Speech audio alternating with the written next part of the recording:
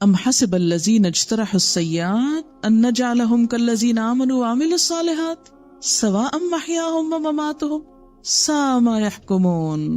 کیا وہ لوگ جنہوں نے برائیوں کا ارتکاب کیا ہے یہ سمجھے بیٹھے ہیں کہ ہم انہیں اور ایمان لانے والوں اور نیک عمل کرنے والوں کو ایک جیسا کر دیں گے کہ ان کا جینا اور مرنا ایک جیسا ہو جائے؟ بڑے برے فیصلے ہیں جو یہ لوگ کر رہے ہیں. کتنی زبردست آیت ہے یہ. برے کام کرنے والے کیا یہ سمجھتے ہیں؟ کون ہے وہ برے کام کرنے والے؟ کہاں رہتے ہیں؟ کس ملک کس پلانٹ پہ ہیں؟ وہ ہم خود بھی ہو سکتے ہیں. ہم میں سے ہر ایک کو اپنے بارے میں، مجھے اپنے بارے میں اور آپ میں سے ہر ایک کو اپنے بارے میں سوچنے کی ضرورت ہے کہ غلط کام کر کے یہ پھر امید نہیں رکھنی چاہیے کہ ہم نیکوں جیسے انجام کو بھی پہنچ جائیں گے. فرمایا جو لوگ برے کام کر رہے ہیں کیا وہ یہ سمجھے بیٹھے ہیں کہ ہم ان کو ایمان اور عمل صالح رکھنے والوں جیسا کر دیں گے؟ کسی بزرگ کا قول ہے نا کہ کیا تم اسی جنت میں پہنچ جاؤ گے جہاں صحابہ کرام ہوں گے حالانکہ تم ان جیسے عمل کرنے سے کتراتے ہو. یعنی ہم کوئی قربانی ان جیسی دینا نہیں چاہتے لیکن ہم جنت میں انہی کے ساتھ رہنا چاہتے ہیں.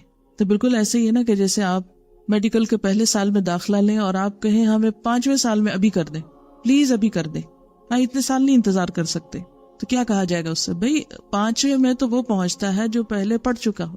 یہ کیسے ہو سکتا بغیر کوشش محنت کے تمہیں اور ان کو برابر کر دیا جائے جنہوں نے 5 سال لگائے؟ عقل بھی یہی کہتی ہے نا ایسا نہیں ہو سکتا. ہم نماز نہ پڑھ کر یہ سمجھے کہ ہم وہاں پہنچ جائیں جہاں نماز پڑھنے والے ہوتے ہیں، تہجد نہ پڑھیں اور یہ توقع رکھیں کہ جہاں ان کے درجات ہیں جو ان کے لیے قرآن میں وعدہ ہے کہ اللہ نے کیا کچھ ان کی آنکھوں کی ٹھنڈک چھپا رکھی ہے تو ان جیسی ٹھنڈک اور وہ سب کچھ ہم کو بھی مل جائے جبکہ ہم نے وہ کام ہی نہیں کیا. 2 بھوکے جن میں سے ایک کھانا کھا لے اور ایک نہ کھائے برابر کیسے ہو سکتے ہیں؟ آپ بیٹھے ہی رہیں اور کہیں مجھے کھڑے ہونے والوں میں شمار کر لیں، کیسے کر سکتے ہیں؟ جو کام آپ نے کیا ہی نہیں، آپ کس ذہن سے کس عقل سے توقع رکھتے ہیں کہ آپ کو وہاں شمار کر لیا جائے؟ جن لوگوں نے اپنے مال دی، اپنی جانیں دی، آپ ان کے برابر ہو جائیں. کتنی سمپل سی بات ہے نا جو اللہ تعالیٰ سمجھانا چاہتے ہیں. ام حسب الذین اجترحوا السیئات ان نجعلہم کالذین آمنوا وعملوا الصالحات سواء محیاہم ومماتہم. جب زندگی برابر نہیں، موت برابر نہیں، انجام کیسے برابر ہو سکتا ہے؟ ان کی زندگی، ان کا جینا، ان کا مرنا ایک جیسا کر دیا جائے، یہ کیسے ہو سکتا ہے؟ ایک شخص عمر بھر اپنے اوپر پابندی لگاتا ہے، حق ادا کرتا رہتا ہے، ناجائز فائدوں سے اور ناجائز لذتوں سے خود کو محروم رکھتا ہے، حالانکہ دل بہت چاہتا ہے کہ ہم بھی وہ سب کچھ غلط کر لیں جو لوگ کر رہے ہیں اور موقع بھی ہیں، وہ پوچھنے والا بھی نہیں. قیامت کے دن بھی سب برابر بھی ہو جائے، یہ کیسے ہو جائے گا؟ ایک شخص سچ بول کے نقصان اٹھائے اور دوسرا جھوٹ بول کے دنیا میں فائدہ اٹھا جائے اور قیامت کے دن دونوں کو جنت میں بھیج دیا جائے، یہاں کوئی بات نہیں. پھر تو خسارے میں رہا نا وہ جس نے سچ بولا، پھر تو سچ بولنا ایک غلط کام ہو گیا. جن کی زندگی، جن کے اعمال ایک جیسے نہیں، یہ کیسے امید رکھی جا سکتی ہے کہ ان کی موت اور اس کے بعد کا انجام برابر ہو جائے؟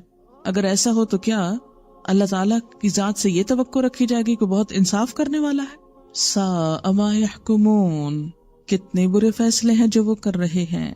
وَخَلَقَ اللَّهُ السَّمَاوَاتِ وَالْأَرْضَ بِالْحَقِّ. اللہ نے آسمانوں اور زمین کو برحق پیدا کیا. وَلِتُجْزَى كُلُّ نَفْسٍ بِمَا كَسَبَتْ. اور اس لیے کیا تاکہ ہر نفس کو اس کی کمائی کا بدلہ دیا جائے. وَهُمْ لَا يُظْلَمُونَ. اور وہ ظلم نہ کیے جائیں گے. یعنی انسان جو کر کے آئیں گے وہی نتیجہ پائیں گے، ان پہ کوئی ظلم نہ ہوگا. مراد اس آیت سے یہ ہے کہ اللہ تعالیٰ نے یہ پوری کائنات، زمین اور آسمان ایک مقصد کے ساتھ بنائے ہیں، محض کھیل تماشے کے طور پر نہیں. لہٰذا اس دنیا میں جو بھی انسان آئے وہ اللہ کے دیے ہوئے وسائل، نعمتوں، اختیارات اور ذرائع، ان سب چیزوں کو صحیح طریقے پر استعمال کرے. جو لوگ ایسا کریں گے وہ اچھا نتیجہ پائیں گے، اور جو ان تمام دی گئی نعمتوں کو غلط طریقے سے استعمال کریں گے، زمین میں ظلم اور فساد برپا کریں گے، ایسے لوگ قیامت کے دن اپنے کیے کی جزا پائیں گے. کسی پر کچھ بھی ظلم نہ ہوگا. افرأیت، کیا بھلا دیکھا تم نے، من اتخذ الہہ ہواہ، کہ جس نے بنا رکھا ہے اپنا الہ، کس کو؟ ہواہ، اپنی خواہش نفس کو، اپنے دل کی مرضی کو.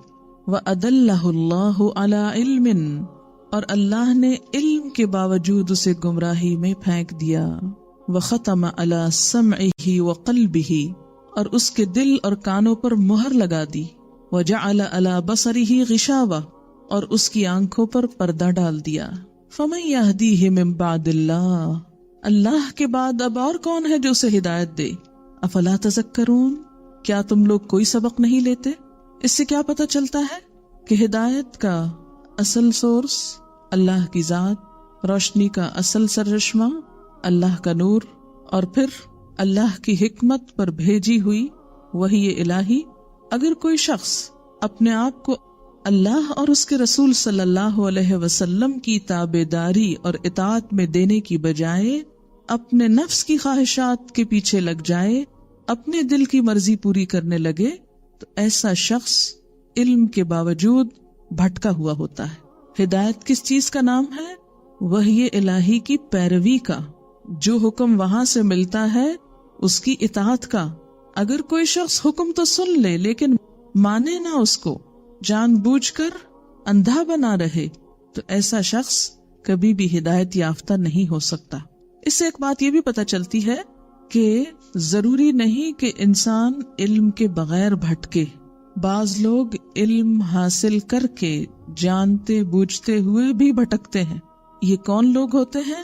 جو اپنے علم پر عمل نہیں کرتے بلکہ اپنی خواہشات کی پیروی کرتے ہیں۔ وہ پڑھ لکھ کر بھول جاتے ہیں کہ ان کے رب نے ان سے کیا کہا ہے۔ جب کوئی شخص متعدد بار ایسا کرتا ہے تو اللہ تعالیٰ اس سے ہدایت کا نور، علم کا نور چھین لیتا ہے۔ اس کے کانوں پر بھی مہر لگ جاتی ہے کہ وہ ہدایت کی بات سنتا ہے مگر اس کو اپنے لیے نہیں سنتا۔ وہ سمجھتا بس یہ ایک علم ہے، ایک بات ہے جو کہہ دی گئی، بس کہہ دی گئی۔ اس کے دل پہ بھی مہر لگ جاتی ہے، وہ بڑی بڑی باتیں سنتا ہے مگر اس کو کچھ اثر نہیں ہوتا۔ اس کی آنکھوں پر بھی پردہ پڑ جاتا ہے، وہ عبرت کے سامان دیکھتا ہے، اپنی نگاہوں کے سامنے لوگوں کو خدا کی گرفت میں پکڑے ہوئے دیکھتا ہے لیکن کچھ سبق نہیں لیتا۔ فَمَن يَهْدِيهِ مِن بَعْدِ اللَّهِ، ایسے شخص کو اللہ کے بعد کون ہدایت دے سکتا ہے؟ یعنی جس کو اللہ بھٹکا دے اسے کوئی ہدایت نہیں دے سکتا۔ اور اللہ نے اس کو کیوں بھٹکایا؟ کہ ایک طرف تو اللہ نے کان، دل اور آنکھ دی، دوسری طرف وحی الہی دی، یہ دونوں نعمتیں اس پہ تمام کی، لیکن وہ ان کو چھوڑ کر خواہشات کے پیچھے چل پڑا۔ ایسے لوگوں کو ہدایت نہیں ملتی۔ جیسا کہ سورۃ الاعراف میں بھی ایک جگہ پر آتا ہے ایک شخص کا واقعہ کہ جسے اللہ تعالیٰ نے دین کا علم دیا، کتاب کا علم دیا، لیکن وہ اسے چھوڑ کر دنیا کی خواہشات کے پیچھے پڑ گیا۔ سورۃ الاعراف 175، وَاتْلُ عَلَيْهِمْ نَبَأَ الَّذِي آتَيْنَاهُ آیَاتِنَا، انہیں اس شخص کی خبر سناؤ جس کو ہم نے اپنی آیات دی تھی، فَانْسَلَخَ مِنْهَا، وہ ان سے بھاگ نکلا، یعنی آیات کی پیروی نہیں کی۔ کس کی؟ نفس کی خواہشات کی۔ فَأَتْبَعَهُ الشَّيْطَانُ، اس کے پیچھے شیطان لگ گیا۔ فَكَانَ مِنَ الْغَاوِينَ، وہ بہکے ہوئے لوگوں میں سے ہو کر رہا۔ وَلَوْ شِئْنَا لَرَفَعْنَاهُ بِهَا، اگر ہم چاہتے تو اسے اس کلام یعنی قرآن یا ان اپنی آیات کے ذریعے بلندی عطا کرتے۔ وَلَكِنَّهُ أَخْلَدَ إِلَى الْأَرْضِ، لیکن وہ تو زمین کی طرف جھک گیا۔ وَاتَّبَعَ هَوَاهُ، اور اس نے اپنی خواہشات کی پیروی کی۔ یہاں بھی وہی کیس ہے۔ فَمَثَلُهُ كَمَثَلِ الْكَلْبِ، ایسے شخص کی مثال کتے کی طرح ہے۔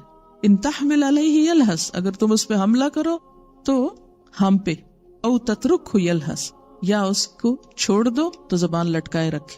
ذالک مثل القوم الذین کذبوا بآیاتنا فاقصص القصص لعلہم یتفکرون۔ تو اس سے کیا پتہ چلتا ہے کہ جو شخص بھی علم پا کر خواہشات کے پیچھے لگ جائے اس کا پھر حال یہی ہوتا ہے۔ اس سے کیا پتہ چلتا ہے کہ بہت سے علم والے بھی بھٹکے ہوئے ہو سکتے ہیں۔ کسی بھی شخص کی بات یا عمل کی سچائی کا دار و مدار صرف اس پر نہیں کہ وہ علم والا ہے، یعنی کسی بھی شخص کے سچا ہونے کے لیے یہ کافی نہیں کہ وہ علم والا ہے۔ ہم یہ کہیں کہ وہ تو اتنا پڑھا لکھا ہے، وہ کیسے غلط بات کہہ سکتا ہے؟ کہہ سکتا ہے اگر اس کو خدا کا خوف نہیں اور وہ اللہ کو راضی کرنے کی بجائے اپنے نفس کی رضا کا سامان کرتا رہتا ہے۔ نفس انسانی، یہ انسان کی اپنی خواہشات بدترین الہ ہیں جن کی پیروی یا پوجا کی جاتی ہے۔ وَمَن يُضْلِلِ اللَّهُ فَلَا هَادِيَ لَهُ، جسے اللہ بھٹکا دے اسے کون ہدایت دے۔ وَيَذَرُهُمْ فِي طُغْيَانِهِمْ يَعْمَهُونَ، انہیں ان کی سرکشی میں چھوڑ دیتا ہے کہ وہ پھر سرگرداں پھرتے رہیں۔ سوال میرا آپ